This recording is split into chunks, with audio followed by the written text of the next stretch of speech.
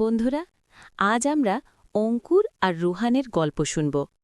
অঙ্কুর পড়াশোনায় ভালো হলেও ওর একটা খারাপ অভ্যেস আছে। সে সব কাজ কালকের জন্য ফেলে রাখে। আর রোহান ঠিক তার উল্টো।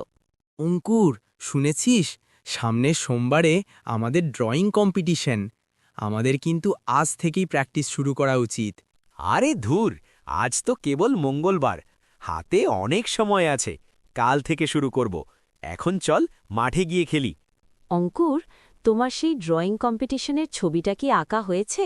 হাতে তো মাত্র 2 দিন আছে। মা, তুমি শুধু শুধু চিন্তা করো, আমি তো জানি কি আঁকব। এই তো আর একটু টিভি দেখে নিয়ে তারপর আঁকতে বসব। এভাবে দেখতে দেখতে বুধবার, বৃহস্পতিবার আর শুক্রবারও কেটে গেল। অঙ্কুর শুধু ভাবল করব, কিন্তু করা আর হল না।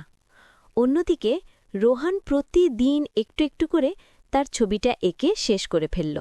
উফ, কাল সকালেই তো জমা দিতে হবে। এখন তো দেখি রং পেন্সিলগুলো খুঁজে পাচ্ছি না। আচ্ছা, এই নীল রংটা কই গেল? ধুর, এখন কি আর সুন্দর করে আঁকা সম্ভব? হায় হায়, তাড়াহুড়ো করতে গিয়ে তো কাগজটাই ছিঁড়ে গেল। এখন আমি কাল কি জমা দেব? সব দোষ আমার অলসতার। স্কুলের পরের দিন রোহান একটা সুন্দর ট্রফি বা মেডেল হাতে দাঁড়িয়ে।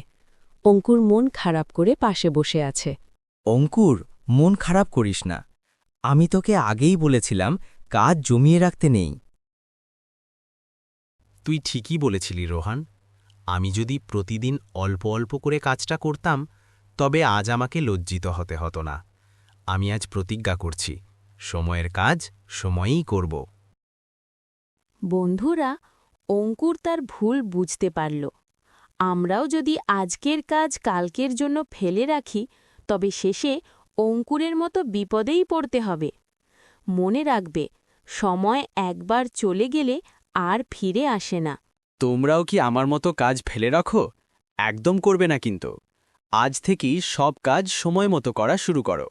আর ভিডিওটি ভালো লাগলে লাইক দাও আর সাবস্ক্রাইব করো আমাদের চ্যানেল। টাটা, বিদায়।